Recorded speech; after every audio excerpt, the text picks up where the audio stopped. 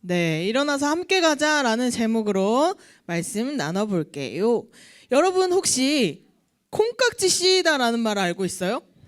콩깍지 씌이다라는 말은 내가 어떤 상황이나 어떤 것을 보았을 때 내가 원하는 대로만 생각하는 거예요. 객관적으로 생각하지 않고 옳고 그름을 따지지 않고 내가 보고 싶은 것만 보고 내가 원하는 대로만 생각할 때 저 사람 보고 콩깍지 씌었다라고 말을 해요.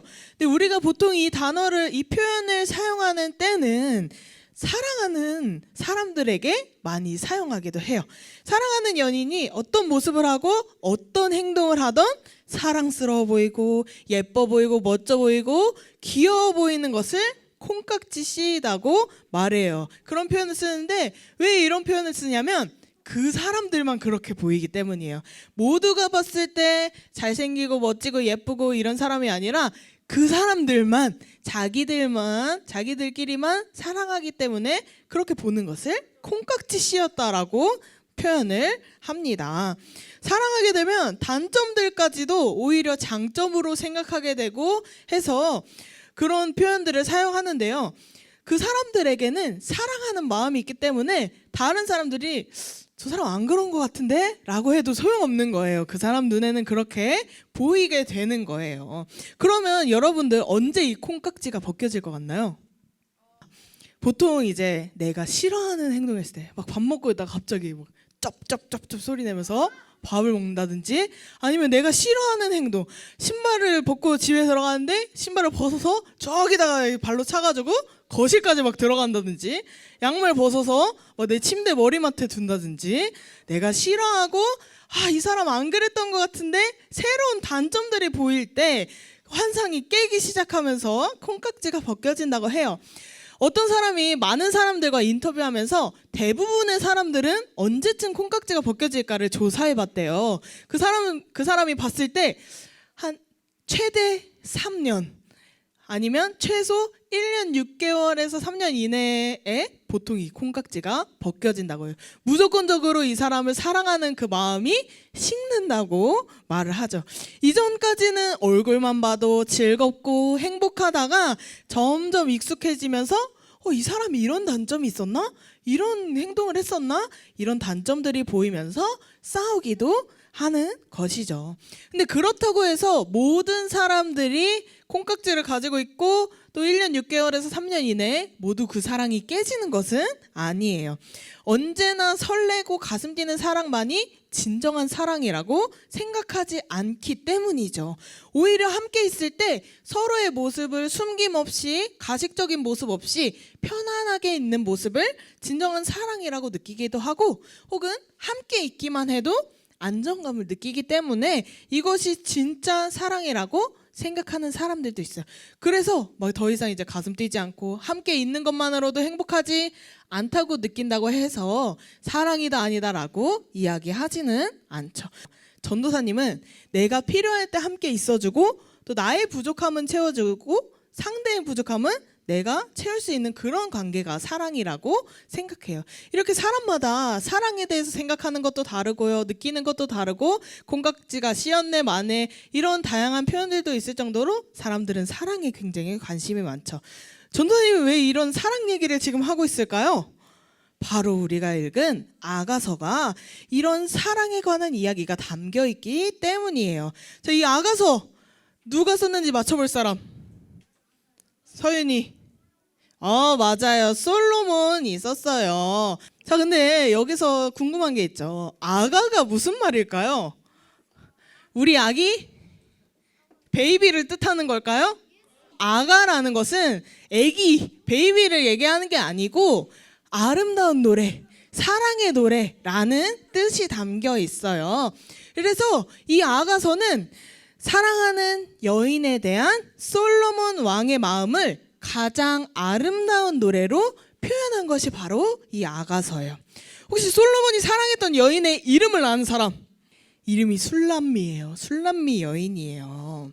오늘 아가서에 등장하는 솔로몬 왕과 술람미 여인의 사랑을 통해서 우리에게, 여러분들에게 또 어떤 말씀을 들려주시는지 함께 은혜 받는 시간이 되길 바랍니다. 솔로몬과 술람미 여인은 서로 사랑하는 사이였어요. 근데 이 술람미 여인의 고향은 아주 먼 시골이에요. 시골 여인이에요. 그런데 이 술람미 여인은 행복한 삶을 살고 있지 않았어요. 주위의 여자들에게 비웃음과 조롱을 당하는 삶을 살았어요. 이 여인이 왜 이렇게 힘든 삶을 살았는지 알고 있는 친구 있나요? 성경에 뭐라고 나와 있냐면 얼굴이 검고 또 다른 표현들을 통해서 결국은 뭘 얘기하냐면 외모가 못생겼다고 얘기해요. 사람들이 너무했죠. 피부가 자기들보다 까맣고 못생기니까 그 사람들을 그 술람미 여인을 비웃고 놀림거리로 삼았다는 거예요. 한마디로 왕따를 시켰어요. 외모가 뛰어나지 않아서 막 계속 놀리고 그런 삶을 살았어요. 그런데 그런 여인이 바로 솔로몬 왕이 사랑하던 사람이었어요. 솔로몬은 따뜻한 봄이 되자 이제 사랑하는 여인과 놀러 가기 위해 이 술람미 여인이 살고 있는 시골로 직접 찾아왔어요. 그러면서 이 술람미 여인에게 이렇게 이야기하죠. 나의 사랑, 내 어여쁜 자여, 함께 일어나서 함께 가자라고 이야기해요. 무화과 열매도 무르익었고 포도나무에도 꽃이 활짝 피었던 이 계절에 화창한 봄날에 함께 놀러 가자고 이 여인을 찾아와서 사랑한다고 고백하고 함께 가자고 이야기해요.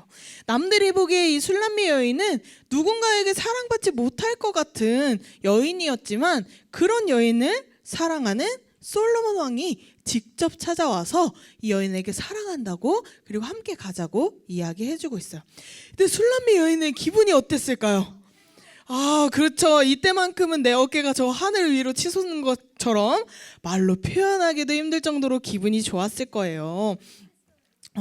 주변에 있는 사람들이 어땠어요? 막 수근수근대면서 왕이 저 여자를 좋아한대 막 얘기하다가 이제는 저 여자를 함부로 대하지 못하고 오히려 왕의 사람으로 존경받고 새로운 인생을 살게 되었던 것이죠.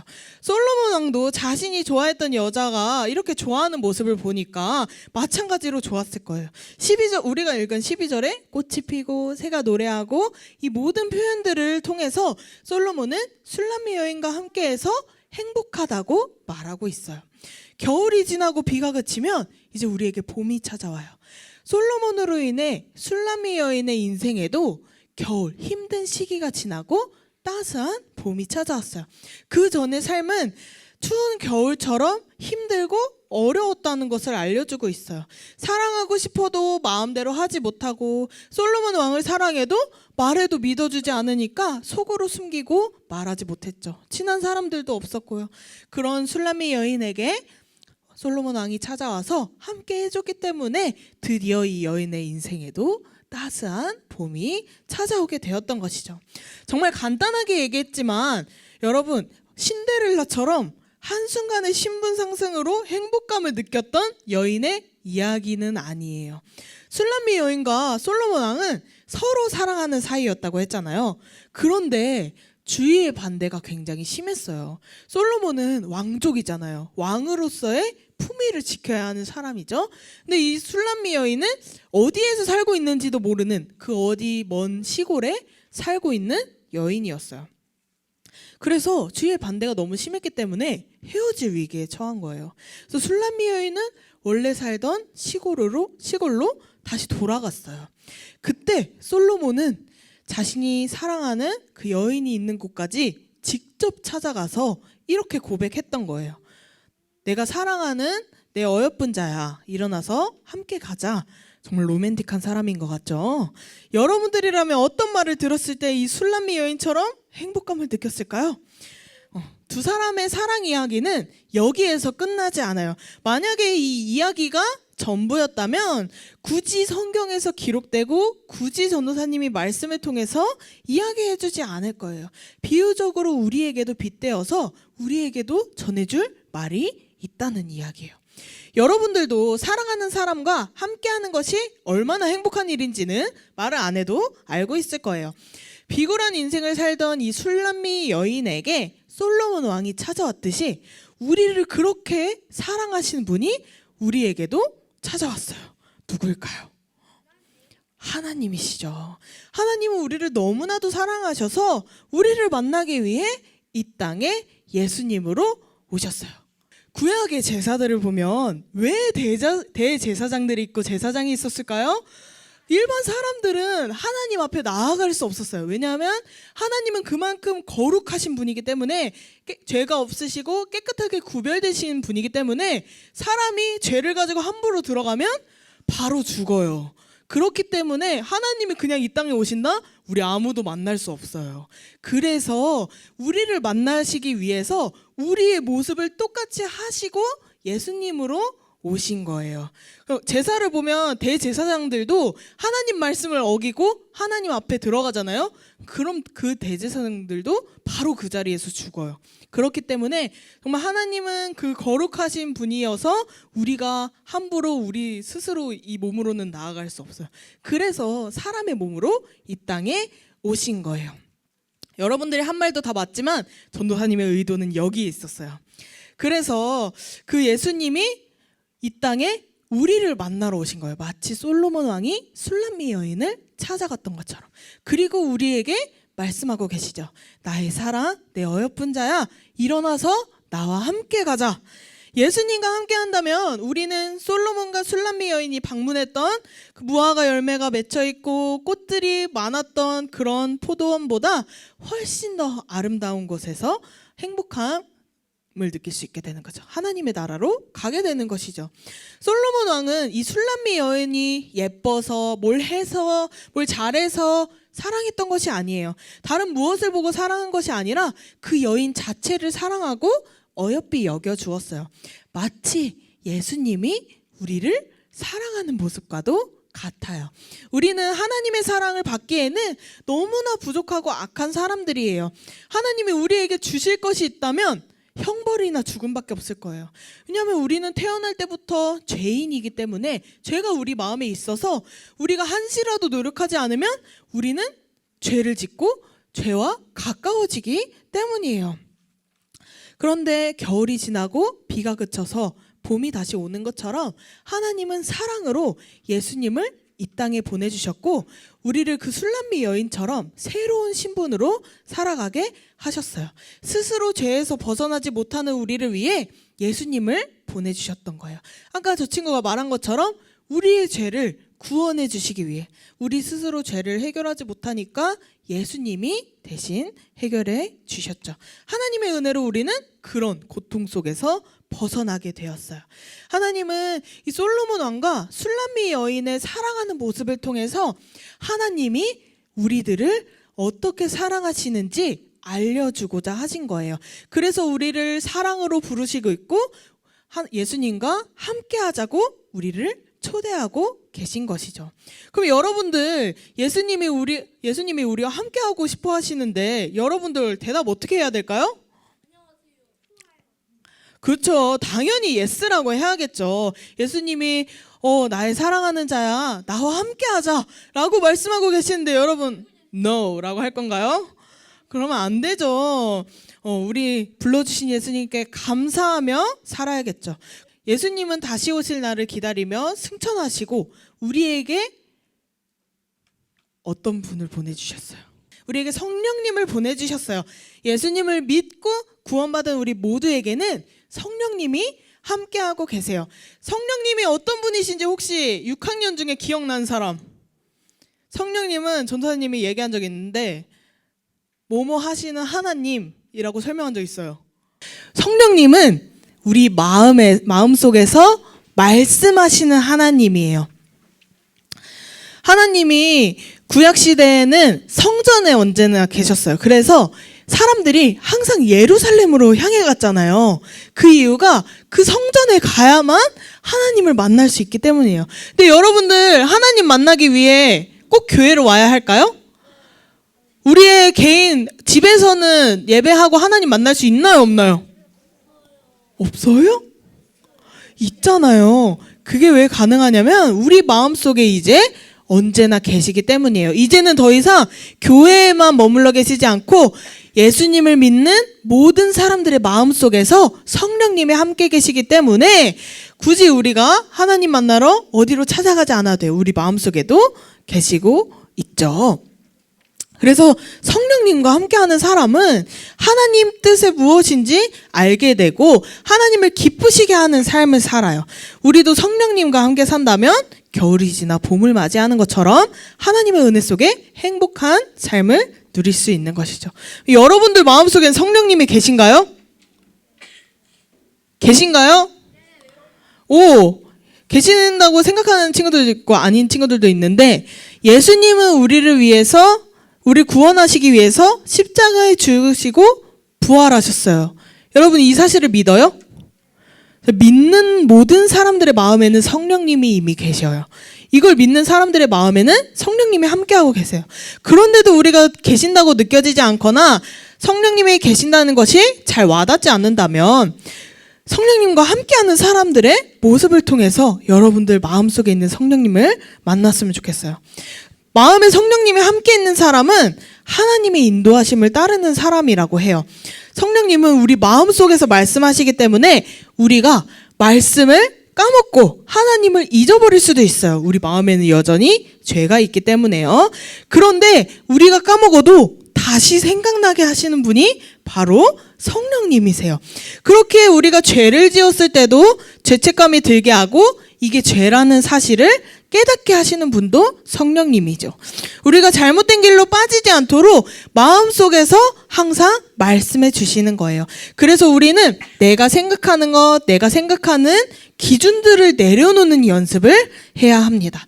하나님의 말씀은 원수도 사랑하라고 하시죠. 누가 나에게 해코지를 해도 똑같이 되갚아주지 말라고 하시죠. 화가 나는 일에도 똑같이 그 사람을 괴롭게 하지 말라고 하세요.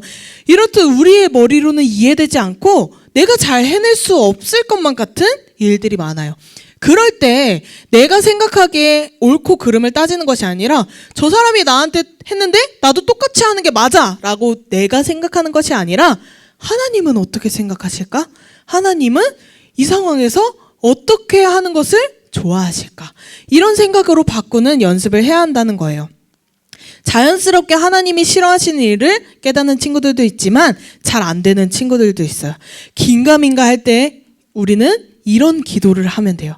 하나님 어떤 것이 하나님의 뜻인지 알게 해주세요. 내 생각 대신 하나님의 뜻을 따르고 싶어요. 이런 기도할 때 우리 마음에 계시는 성령님이 성경을 통해서나 사람을 통해서나 여러 가지 방법 속에서 우리에게 말씀해 주실 거예요. 또한 성경에서 가르치는 말씀을 삶에서 살아가도록 큰 능력을 부어주시는 분이 바로 성령님이에요. 내가 원수를 사랑하는 것, 나를 미워하고 나를 괴롭히는 친구를 내가 사랑하는 것, 하나님 전 못해요. 전 그런 능력이 없어요. 맞아요. 우리에겐 그런 능력이 없어요. 그러나 우리 마음에 계시는 성령님의 능력을 주시면 가능하게 된다는 것이죠. 그래서 성령님과 함께하는 사람들의 모습은 이렇습니다. 이런 노력들을 하면서 여러분들 모두가 우리와 함께 계시는 성령님을 경험해봤으면 좋겠어요. 여러분 이제 겨울이 거의 다 지났고 봄이 다가왔어요. 솔로몬 왕은 사랑하는 슐라미 여인을 만나기 위해 반대를 무릅쓰고 먼 시골까지 와서 손을 내밀어 사랑하는 여인을 부르고 함께 가자고 초대했어요. 너무도 기뻐하는 슐라미 여인의 모습도 있었죠. 사랑하는 사람과 함께 한다는 것과 자신의 인생 전부가 달라졌다는 큰 기쁨과 행복을 누리게 되었어요. 마찬가지로 우리도 이런 것들을 경험하고 있어요. 왕이신 하나님께서 이 땅에 사람의 몸으로 우리를 찾아오셨어요. 그리고 우리를 사랑한다고 부르시며 함께 하자고 손 내밀고 계시죠. 오늘 말씀을 통해 하나님은 우리를 얼마나 사랑하는지 알려주고 계세요. 그리고 하나님은 우리와 언제나 함께하고 싶어 하세요. 우리는 하나님이 내미신 그 손을 잘 붙잡기만 하면 됩니다. 하나님이 이끄시는 삶대로 살고 내 마음속에서 함께 하시며 능력을 주시는 성령님께 기도함으로 여러분들이 주님과 더욱 깊은 삶을 살아내는 모든 소년부 친구들이 되기를 주님의 이름으로 축복합니다.